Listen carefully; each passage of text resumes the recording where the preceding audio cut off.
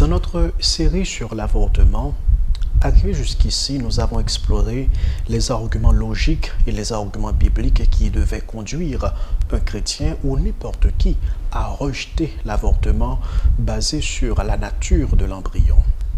Cependant, si toute règle a une exception, y a-t-il des circonstances où l'avortement est permissible?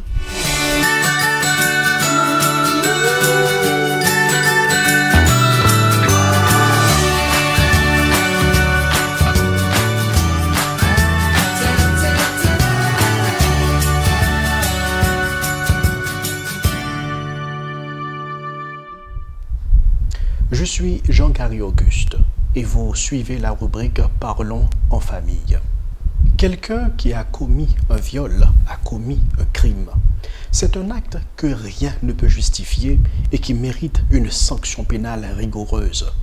La loi haïtienne condamne le viol à 10 ans de travaux forcés, 15 ans si c'est un mineur et à perpétuité si c'est une personne qui a une autorité sur la victime.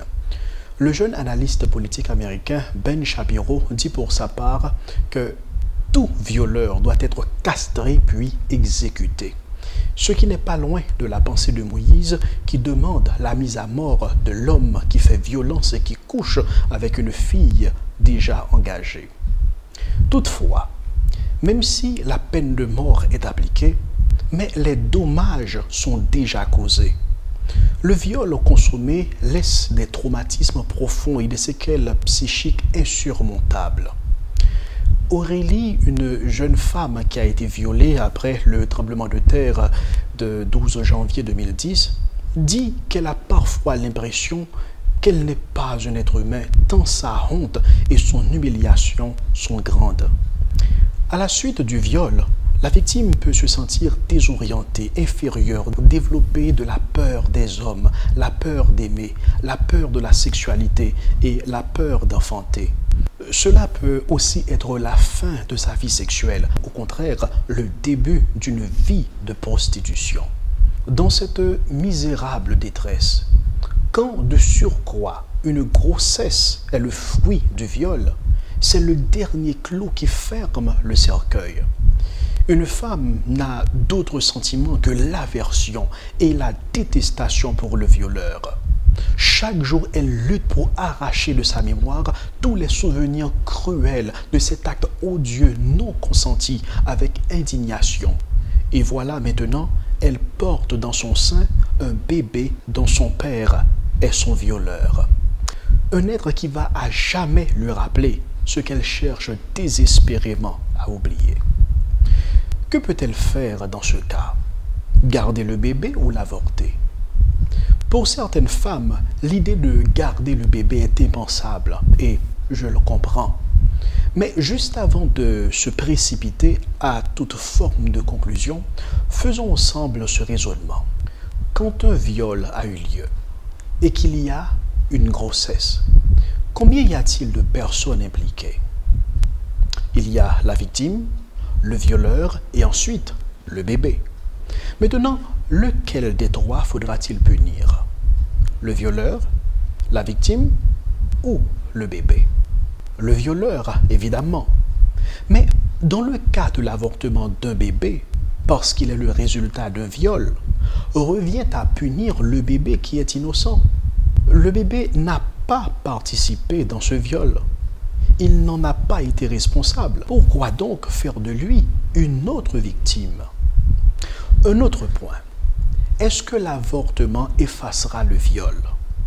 Est-ce qu'il diminuera les effets du viol? Les rapports de plusieurs études et expériences convergent vers la même réponse. Non, la mémoire du viol n'est pas effacée.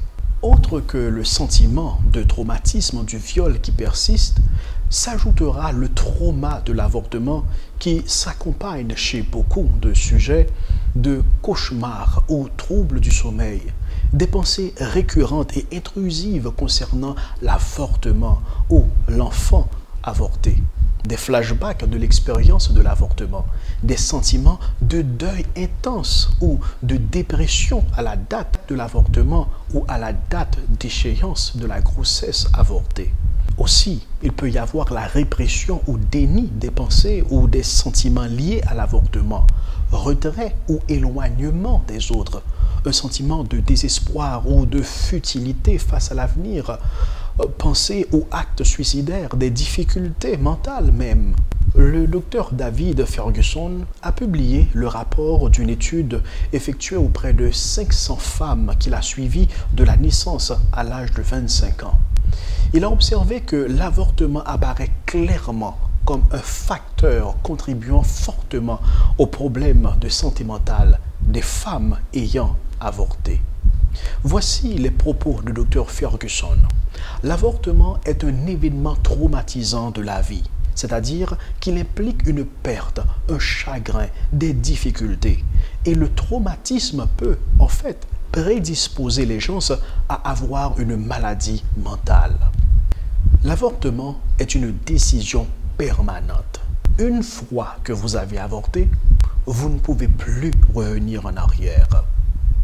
C'est très compliqué, mais la meilleure chose que la mère puisse faire, c'est de garder le bébé, de trouver du soutien psychologique et émotionnel pour surmonter le trauma du viol et de la grossesse non désirée.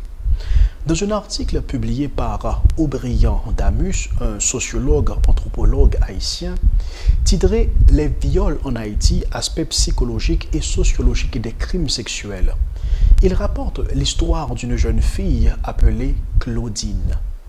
Claudine était une revendeuse de 20 ans qui a été violée en mai 2014 dans un camp de fortune après le séisme de 2010. Elle est tombée enceinte après un deuxième viol qui s'est produit en septembre 2014. Voici les propos de Claudine que Damus a rapportés, malgré ses déboires. « Je préfère vivre avec mon enfant, quitte à souffrir. » Consciente de l'humanité du bébé, malgré l'inhumanité du violeur, Claudine a fait choix de garder le bébé. Peut-être que pour une autre femme, la garde de l'enfant peut être très difficile, mais il y a d'autres options, comme, après la naissance, de donner l'enfant en adoption ou le confier aux soins d'un orphelinat. Mais le tuer n'est pas une option. Je compatis avec toutes les femmes qui sont victimes de viols, mais aussi d'harcèlement ou d'agression sexuelle. Celles qui sont mortes intérieurement parce que leur dignité leur a été volée et leur humanité piétinée. Je vous assure que le cœur de Dieu saigne pour le mal qui vous a été fait, et le Christ peut rendre entier cette vie brisée en 1000 morceaux. Il peut vous redonner goût à la vie, de l'espoir et le courage de surmonter l'impensable.